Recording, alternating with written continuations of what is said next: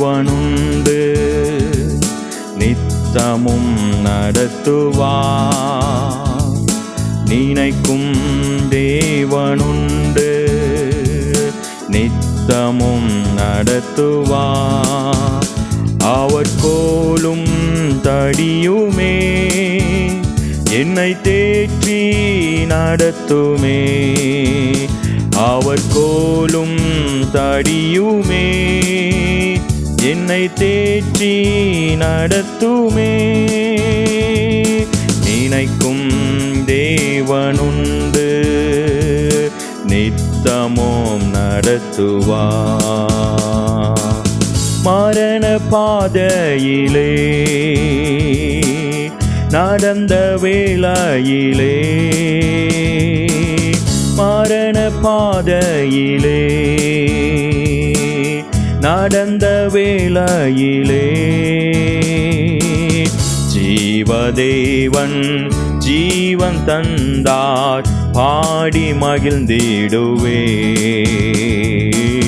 ஜீவதேவன் ஜீவன் தந்தார் பாடி மகிழ்ந்திடுவே. நினைக்கும் தேவனுண்டு, நித்தமும் நடத்துவார். ஊழிய பாதையிலே உடைந்த நேரத்திலே,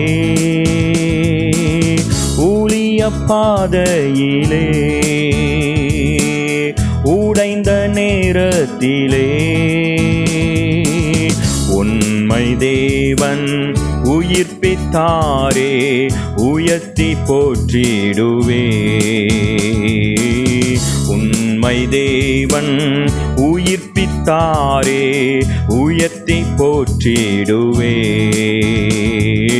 நினைக்கும் தேவனுண்டு, நித்தமும் நடத்துவார். நினைக்கும் தேவனுண்டு, நித்தமும் நடத்துவார். அவர் கோலும் தடியுமே என்னை தேற்றி நடத்துமே. அவர் கோலும் தடியுமே என்னை தேற்றி நடத்துமே. நினைக்கும் தேவனுண்டு, நித்தமும் நடத்துவார். ஹல்லேலூயா. நம்மை நினைக்கிற ஒரு தேவன், ஹல்லேலூயா, நம்மை மறவாது கைவிடாமல் கூட இருந்து நம்மை காத்து வழி நடத்துகிற தேவன் அவர்தான் ஆண்டவராகிய இயேசு கிறிஸ்து. உலகம் நம்மை கைவிடலாம், நம்மை நம்பி இருக்கிறவர்கள் நம்மை கைவிடலாம், ஹல்லேலூயா, உற்றார் உறவினர்கள் நம்மை கைவிடலாம், எல்லாரும் நம்மை கைவிட்ட போதிலும் நம் மீது நினைவு கூறுகிற ஒரு தேவன், நம் மீது நினைவாய் இருக்கிற ஒரு தேவன் ஆண்டவராகிய இயேசு கிறிஸ்து ஒருவர் மாத்திரமே. எனவே அந்த தேவனை இறுக பிடித்து, ஆண்டவரே நீங்க என்னை நினைக்கிறீங்க, நீங்க என்னை ஆசீர்வதிக்கிறீங்க, அதற்காக உமக்கு ஸ்தோத்திரம் என்று சொல்லி அப்படியே கரங்களை உயர்த்தி, அவர் கோலும் கடியுமே என்னை தேற்றி நடத்துமே. அவர் கோலும் கடியுமே என்னை தேற்றி நடத்துமே. இந்த 8 மாத கால அளவும் கர்த்தர் நம்முடைய வாழ்க்கையில மெய்ப்பராயிருந்து, ஹல்லேலூயா, அவர் நம்மை நடத்தி வந்திருக்கிறார். உள்ளத்தின் ஆழத்திலிருந்து, ஆண்டவரே நீங்க எங்களை நடத்தி இருக்கிறீங்க, எங்க குடும்பத்தை நடத்தி இருக்கிறீங்க, எங்க தனிப்பட்ட வாழ்க்கையை நடத்தி இருக்கிறீங்க, இனிமேலும் எங்களை நடத்தியுங்க, இனிமேலும் நீங்க நடத்த வல்லமுள்ள ஒரு தெய்வனாயிருக்கிறீங்க. அதற்காக உமக்கு ஸ்தோத்திரம், அதற்காக உமக்கு ஸ்தோத்திரம். உடைய கிருபையின் கரங்கள் எங்களை அர்ப்பணிக்கிறோம், பாதுகாத்துக்களும். இயேசுவின் நாமத்தில் ஜெபிக்கிறோம் பிதாவே, ஆமென். Praise the Lord. ஆண்டவரும் இரட்சகருமாகிய இயேசு கிறிஸ்துவின் இனிய நாமத்தினாலே உங்களை யாவரையும் நான் வாழ்த்தி சாரோன் ஜெப ஊழியங்கள் மூலமாய் உங்களை வாழ்த்தி வரவேற்கிறேன். இந்த 8 மாதங்களை கடந்து வரும்படியாய் கர்த்தர் நமக்கு கிருபை பாராட்டியிருக்கிறார். இந்த 9வது மாதத்தை காணும்படியாக செய்த தேவனுக்கு நன்றிகளை ஏறெடுக்கிறேன். இந்த 9வது மாதத்தின் முதல் நாளில் நம்ம கூடி வந்து கர்த்தரை மகிமைப்படுத்தும்படியாய் கர்த்தர் கிருபைக்காக நன்றிகளை ஏறெடுக்கிறேன். இந்த நாளிலும் தேவனை பாடினோம், துதிச்சோம், மகிமைப்படுத்தினோம். இந்த மாதத்துக்கு என்று கர்த்தர் நமக்கு கொடுக்கிற வாக்குத்தத்த வசனத்தை நம்ம வாசித்து தியானித்து நம்ம கடந்து செல்வோம். இந்த மாதத்துக்கு என்று கர்த்தர் நமக்கு கொடுக்கிற வாக்குத்தத்த வசனம் சங்கீதம் 115வது சங்கீதம் 12வது வசனம். கர்த்தர் நம்மை நினைத்திருக்கிறார், அவர் ஆசீர்வதிப்பார். இந்த வசனத்தின் மூலியமாய் கர்த்தர் நம்மளோடு கூட பேசும்படியாய் கண்களை மூடி நம்ம ஜெபிக்கலாம். எங்களை நேசிக்கிறதான பரிசுத்தமும் கிருபையும் உள்ள நல்ல பிதாவே, நன்றியுள்ள இதயத்தோடு நாங்கள் உம்மை துதிக்கிறோம், நாங்கள் ஸ்தோத்திரிக்கிறோம் ஐயா. ஆண்டவரே, இந்த 9வது மாதத்துக்கு என்று கர்த்தர் எங்களுக்கு கொடுத்த வாக்குத்தத்த வசனத்தின் மூலமாய் கர்த்தர் எங்களோடு கூட பேசுங்க. இந்த வசனத்தை எங்களுக்கு ஆசீர்வாதமாய் மாற்றித்தாங்க அப்பா. நீங்கள் எங்களை மறைத்து வெளிப்படுங்க, பிரயோஜனமுள்ளதாய் மாற்றித்தாங்க. இயேசுவின் நாமத்தில் பிதாவே, ஆமென். சங்கீதம் 115 12வது வசனம். கர்த்தர் நம்மை நினைத்திருக்கிறார், அவர் ஆசீர்வதிப்பார் அப்படின்னு சொல்லி நம்ம வேதத்தில் வாசிக்கிறோம். இங்கே சொல்லப்பட்டதான காரியம், கர்த்தர் நம்மை நினைத்திருக்கிறார், அவர் ஆசீர்வதிப்பார் அப்படின்னு சொல்லியிருக்கோம். அப்போது கர்த்தர் நம்ம ஒவ்வொருவரையும் ஆண்டவர் நினைவு கூறுகிற தேவனாய் அவர் காணப்படுகிறார். அந்த ஒவ்வொருத்தரையும் ஆண்டவர் என்ன பண்ணுறாருன்னா நினைக்கிற தேவனாய் இருக்கிறார்.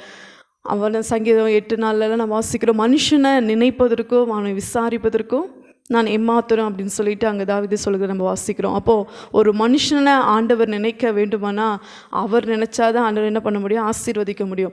அப்போ ஆண்டவர் நினைத்தால் மட்டும்தான் நம்ம ஆசீர்வாதத்தை என்ன பண்ண முடியும், பெற்றுக்கொள்ள முடியும். அப்போ ஆண்டவர் நம்ம ஒவ்வொருவரையும் அவருடைய ரத்தத்தால் கழுவப்பட்ட ஒவ்வொரு பிள்ளைகளையும் ஆண்டவர் ஒவ்வொரு நாளும் நம்ம நினைவு கூறுகிற தேவனாக கர்த்தராய் அவனோடு கூட இருக்கிறார். நம்ம ஏசாயா 49:14 வாசிக்கிறோம். இதோ என் உள்ளங்கைகளில் நான் உன்னை என்ன பண்ணுறேன், வரைந்து வைத்திருக்கிறேன், உன் மதிகள் எப்போது என்ன பண்ணுறது என் முன்னாடி இருக்குன்னு சொல்ல. அப்போ ஒவ்வொரு நாளும் அவருடைய உள்ளங்கைகளில் நம்மளை வரைந்து வைத்து நம்மளை பார்க்கும். ஒவ்வொரு நாளும் என்ன பண்ணுறாராம், அவருடைய உள்ளங்கைகளை நம்ம வரைந்து வைத்திருக்கிறனால ஒவ்வொரு நாளும் ஆண்டவரை நம்ம நினைவு கூர்ந்து ஆண்டவர் நம்மளை நினைக்கிற ஒரு தேவனாய் அவர் காணப்படுகிறார். மனுஷனுக்கு இன்றைக்கி நினைப்பாங்க, நாளைக்கு என்ன பண்ணுவாங்க, மறந்து போயிடுவாங்க, நான் மறக்க மாட்டேன் அப்படின்னு சொல்லுவாங்க. ஆனால் ஒரு நாட்கள் வரும்போது என்ன பண்ணுவோம், ஆட்டோமேட்டிக்காக எல்லாம் மாறி போகிற சூழ்நிலைகள் வரும். எல்லாருமே மனிதர்கள் எல்லாமே என்ன பண்ணுவாங்க, மாறிப்போம். ஆனால் ஆண்டவர் ஒரு நாளும் மாறுகிற தேவன் அல்ல. ஆண்டவரை நம்ம நினைவு கூர்ந்து நம்மளை ஆசீர்வதிக்கிற ஒரு தேவனாய் அவர் காணப்படுகிறார். அது மட்டும் இல்லை, ஏசாயா 44:21 சொல்லி என்னால் மறக்கப்படுவதில்லை அப்படின்னு சொல்லப்போ ஒவ்வொரு நாளும் ஆண்டவர் நம்ம மறக்காத ஒரு தேவனாய், மறவாத ஒரு தேவனாய் ஆண்டவர். அவர் பேரே நேற்றும் இன்றும் என்றும் மாறாதவர், அவரும் மாற மாட்டார். நம்மளையும் மறக்காத ஒரு தேவனாய் நம்மளோடு கூட இருந்து நடத்த அவர் சர்வ வல்லமுடைய தேவனாய் இருக்கிறார். நம்ம ஒரு சில நாட்களில் நம்மளை குறித்து என்ன பண்ணுவோம், சில நினைவுகளை, சில காரியங்களை நம்முடைய வாழ்க்கையில் யோசிப்போம். இப்படி இருக்கணும், இப்படி நடக்கணும், இப்படி செய்யணும் அப்படின்னு சொல்லிட்டு நம்ம ஒரு திட்டம், நம்மளுடைய ஒரு சில காரியங்களை நம்ம நினைவில் நம்ம நினைச்சபடி நினைவுகளை நம்ம என்ன பண்ணுவோம்னா யோசிப்போம். ஆனால் ஆண்டவர் சொல்லுகிறார் ஏசாயா 55:8வது வசனத்தில், என் நினைவுகள் உன் நினைவுகள் அல்ல, உன் வழிகளும் என் வழிகள் அல்ல. அப்போ நம்ம நினைக்கிறதான நினைவுகள் ஆண்டவருடைய நினைவுகள் அல்ல. நம்மளை ஒவ்வொருத்தரை குறித்து ஆண்டவர் என்ன பண்ணியிருக்கார், ஒரு நினைவு வச்சுருக்கிறார். நம்மளுடைய வாழ்க்கை குறித்து ஒரு நினைவு வைத்திருப்போம். ஆனால் ஆண்டவர் நம்மளை குறித்து என்ன நினைவு வைத்திருக்கிறாரோ அந்த நினைவின் படி ஆண்டவர் என்ன பண்ணுவார்னா நம்முடைய வாழ்க்கையை ஆசீர்வதிப்பார். நம்ம நினைப்போம், ஆண்டவர் நான் எப்படி நினச்சேன் அதை நடக்கலையே அப்படின்னு சொல்லி நம்ம யோசிப்போம். ஆனால் அந்த பாதையில் நம்ம கடந்து செல்லும்போது ஆண்டவர் ஒருபோதும் நமக்கு தீமை செய்கிற தேவன் அல்ல, நன்மை செய்கிற தேவன். அவர் நினைத்திருக்கிறதான நினைவுகள் அது நன்மைக்கு நினைவுகள் தான். ஆண்டவர் நம்மளை குறித்து நினைத்திருக்கிறதான ஒவ்வொரு நாளும் நினைக்கிற நினைவுகள் எல்லாம் அது நன்மைக்கு ஏதுவான நினைவுகளாக தான் இருக்குது. நம்ம ஒரு பாதையில் இப்படி சொல்லணும், இப்படி இருக்கணும்னு நினச்சிருப்போம். ஆனால் ஆண்டவர் அதை காட்டிலும் மேலான ஒரு காரியத்தை நமக்காக ஆயத்தப்படுத்தினபடினால அந்த வழிகளில், அந்த பாதைகளிலே நம்ம நடத்தாமல் ஆண்டவர் விரும்புகிற அந்த பாதையிலே நம்ம நடத்துவார். ஆனால் அந்த நேரங்களில் நமக்கு சில நேரங்களில் கஷ்டமாக இருக்கும், நம்ம சோர்ந்து போகிற சூழ்நிலைகள் இருக்கும். ஆனால் ஆண்டவர் நடத்துகிற பாதையில் நம்ம பொறுமையோடு கூட கடந்து செல்லும்போது ஆண்டவர் நமக்காக வைத்திருக்கிற நன்மைகள் அது மேலானதாய் காணப்படும். அப்படியாய் அது ஏசாயா 55:9 சொல்லுது, உன் நினைவுகளை பார்க்கிலும் என் நினைவுகள் உயர்ந்து இருக்கிறது அப்படின்னு ஆண்டவர் சொல்கிறார். நம்ம நினச்சிருக்கிற நினைவு கூட என்ன பண்ணும், கம்மியாக தான் இருக்கும். ஆனால் ஆண்டவர் நம்மளை குறித்துக்கிற நினைவுகள் எப்படி இருக்குதா? உயர்ந்து இருக்கிறதா. அப்போது நம்ம ஒவ்வொருவரையும் ஆண்டவர் நம்ம ஒவ்வொருவரையும் குறித்து ஒரு நினைவுகளை ஆண்டவர் யோசனை கத்தர் வைத்திருக்கிறார். அப்போது நம்ம ஆண்டவர் வைத்திருக்கிற அந்த நினைவின்படியாய், அவர் நடத்துகிற அந்த பாதையின்படியாய் நம்ம நடக்கும்போது ஆண்டவர் நம்மளை குறித்திருக்கிற நினைவுகளின்படியே நம்ம என்ன பண்ணுவார்னா உயர்த்தி ஆசீர்வதிக்கிற தேவனாக இருக்கிறார். அதுதான் எரேமியா 29:11 வசனத்தில் வாசிக்கிறோம். நீங்கள் எதிர்பார்த்திருக்கிற முடிவை உங்களுக்கு நான் கொடுக்கும்படி உங்கள் பேரில் நினைத்திருக்கிற நினைவுகளையும் நான் என்ன பண்ணுவேன்?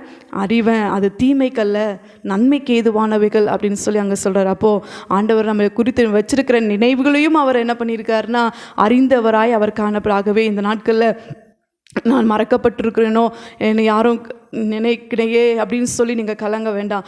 ஆண்டவர் நம்மை நினைவு கூறுகிறவாய், நம்மை மறக்காத தேவனாய் ஆண்டவர் நம்மளோடு கூட இருக்கிறார். இந்த மாதத்தில் கர்த்தருடைய கரத்தில் நம்முடைய வாழ்க்கையை என்ன பண்ணுவோம்? அர்ப்பணிப்போம். நீங்கள் சொந்து போயிருக்கீங்களா? ஆண்டவர் என்னை மறந்துட்டாரோ? சில நேரங்கள் ஆண்டவர் நமக்கு பதில் கொடுக்கலன்னு சொல்லணுன்னு நம்ம நினைக்கும் போது ஆண்டவர் என்னை மறந்துட்டாரோன்னு சொல்லி நம்ம அநேக நேரங்களில் நம்ம நினைக்கிறோம். இல்லை, ஆண்டவர் நம்ம ஒரு நாள் மறக்கிற தேவன் அல்ல.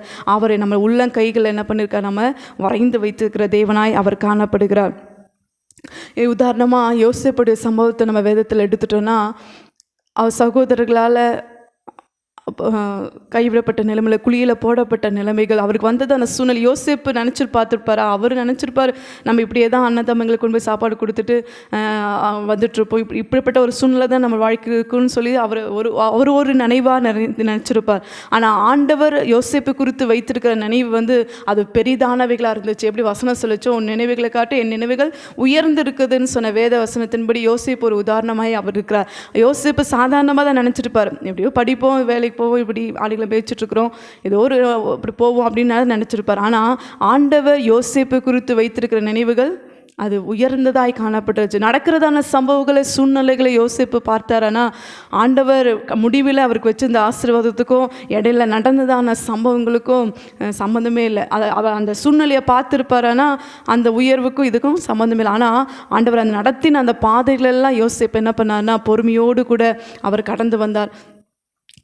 சகோதரால் கைவிடப்பட்ட சூழ்நிலைகள், குழியில் போடப்பட்ட சூழ்நிலைகள், பார்வோன் இடத்துல, அந்த போத்திபார் வீட்டில் விற்கப்பட்ட இஸ்மவேல் இடத்துல விற்கப்படுறதான சூழ்நிலைகள், அந்த இடத்திலும் பொறுமையாக, சிறைச்சாலைக்கு போக வேண்டிய சூழ்நிலைகள், அந்த இடத்திலும் பொறுமையாக இருந்தார். எல்லாத்திலும் பொறுமையோடு கூட காத்திருந்தார். ஆண்டவர் நான் என்னை குறித்து வைத்திருக்கிற நினைவை நிறைவேற்றுவார் என்று அவர் சொன்னதான வாக்குத்தத்தத்தை வசனத்தை நம்பி, கர்த்தரை நம்பி அவர் இருந்தபடினால கர்த்தர் யோசேப்பை குறித்து என்ன சித்த வச்சாரோ அந்த சித்தத்தை அவருடைய வாழ்க்கையில் நிறைவேற்றினார். எகிப்துக்கே ஒரு அதிபதியாய் அவர் ஆண்டவர் மாற்றி உயர்த்தி ஆசீர்வதித்தார்.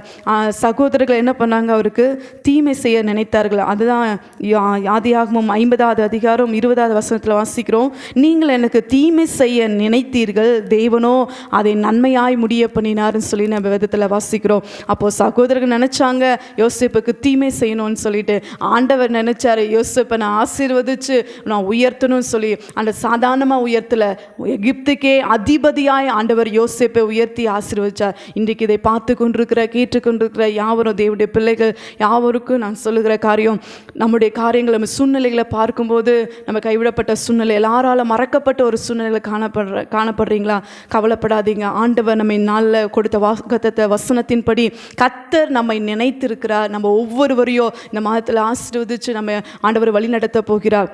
எப்படி யோசேப்பை கர்த்தர் நினைத்து ஆசீர்வதித்தாரோ, இன்றைக்கு நம்மளையும் நினைத்து அவர் ஆசீர்வதிக்க தேவனாய் அநேக பேரை வேதத்தில் ஆண்டவரை நினைத்து ஆசீர்வதித்தவர்கள் உண்டு. ராகேலை கர்த்தர் நினைத்தலினார், அன்னாலை கர்த்தர் நினைத்தலினார், இப்படி பல காரியங்களை நம்ம வேதத்தில் வாசிக்கிறோம். ஒவ்வொருவரையும் ஆண்டவர் என்ன பண்ணார்னா நினைத்தரலி அவங்க சூழ்நிலைகளை மாற்றி கர்த்தர் அவங்களை ஆசீர்வதித்தார். இன்றைக்கு இந்த வார்த்தையை பிடித்து கொள்வோம், அந்த வாக்குத்தத்த வசனத்தை வைத்து நம்ம ஜெபிப்போம். ஆண்டவரே கர்த்தர் நீர் எங்களை நினைக்கும் போது நீங்கள் அந்த நினைவு எங்களுக்கு அது ஆசீர்வாதமாக தான் காணப்படும். ஆண்டவரே நீர் எங்களை நினைவு கூறுங்க. இவ்வளோ நாட்களாய் நாங்கள் சோர்ந்து போயிருந்தோம், எங்களை மறந்துட்டாங்களா ஆண்டவரே, என்னை கைவிட்டாரோ என்று சொல்லி ஆண்டவர் வாக்குத்தத்தங்கள் அநேகளை கொடுத்தாங்க. ஆனால் அது நிறைவேறுக்கு தாமதங்கள் ஆகும்போது நமக்குள்ளே ஒரு சோர்வு காணப்படுகிறது. இந்த நாட்களில் நம்ம சோர்ந்து போக வேண்டாம், அந்த வாக்குத்தத்தங்களை பிடித்துக் கொள்வோம். ஆபிரகாமுக்கு அதை தான் ஆண்டவர் சொன்னார். ஆதியாகமம் 12:1-2 வாசிக்கும் போது, நான் காண்பிக்கும் தேசத்துக்கு என்ன பண்ண, நீ புறப்பட்டு போ, நான் உன்னை ஆசீர்வதிப்பேன், உன் பேரை நான் பெருமைப்படுத்துவேன்னு சொல்லி ஆபிரகாமுக்கு ஆண்டவர் சொன்னார். சொன்னார். ஆனால் ஆபிரகாமுக்கு கொடுத்த வாக்குத்தத்த வசனம் நிறைவேறுவதற்கு 25 ஆண்டுகள் காணப்பட்டது. ஆனால் அந்த 25 ஆண்டுகளும் கர்த்தர் நடத்தின பாதைகளை அவருடைய சத்தத்துக்கு கீழ்ப்படிந்து சொல்லுக்கு கீழ்ப்படிந்து நடந்தபடினால, அந்த வாக்குத்தத்த வசனத்தை விசுவாசித்தபடினால கர்த்தர் அன்று இந்த 25 வருஷங்கள் கடிந்தாலும் அவர் சொன்ன வாக்குத்தத்தத்தை நிறைவேற்றி ஆபிரகாமை ஆசீர்வதித்த அதே கர்த்தர் இன்றைக்கு உங்களுக்கு அநேக காரியங்கள், அநேக சூழ்நிலைகள் ஆண்டவர் வாக்குத்தத்தங்களை கொடுத்து அதெல்லாம் இன்னும் நிறைவேறலைன்னு சொல்லி நீங்கள் சோர்ந்து போகாதபடி அந்த வாக்குத்தத்தங்களை வைத்து தேவ சமூகத்தில் நம்ம ஜெபிப்போம். எனக்கு எப்படி அண்ணாலை நினைத்தள்ளி ஆசீர்வதிச்சிங்களோ, ராகேலை நினைத்தள்ளி ஆசீர்வதிச்சிங்களோ ஆண்டவரே, யோசேப்பை நீங்கள் ஆசீர்வதிச்சிங்க, ஆபிரகாமை ஆசீர்வதித்த அதே கர்த்தர் இந்த மாதத்தில் எங்களையும் நினைத்தள்ளி எங்களை ஆசீர்வதிச்சு இந்த மாதத்தை எங்களுக்கு ஆசீர்வாதமாய் மாற்றித்தாங்க, எங்களை நினைத்தருளுங்க ஆண்டவரே என்று சொல்லி நம்ம கண்களை மூடி தேவ சமூகத்தில் நம்ம ஜெபிப்போம். கர்த்தர் நிச்சயமாகவே இந்த 9வது மாதத்தை நம்மளுக்கு ஆசீர்வாதமாய் மாற்றி தருவாராக. கண்களை மூடி நம்ம ஜெபிக்கலாமா? எங்களை நேசிக்கிறதான பரிசுத்தமும் கிருபையும் உள்ள நல்ல பிதாவே, நன்றியுள்ள இருதயத்தோடு நாங்கள் நம்ம துதிக்கிறோம், நாங்கள் ஸ்தோத்திரிக்கிறோயா. இந்த 9வது மாதத்துக்கு என்று கர்த்தர் கொடுத்த வாக்குத்தத்த வசனத்தின்படியே கர்த்தர் நம்மை நினைத்திருக்கிறார், அவர் ஆசீர்வதிப்பார் என்ற வேத வார்த்தையின்படியே ஆண்டவரே இந்த மாதத்தை இந்த சப்பாமுக்கு ஸ்தோத்திரம். உங்கள் பிள்ளைகளை கர்த்தர் நினைத்தருள்வீராக ஆண்டவரே. அநேக காரியத்துக்காக காத்திருந்து சோர்ந்து போன உங்கள் பிள்ளைகளை நினைத்தருளுங்க.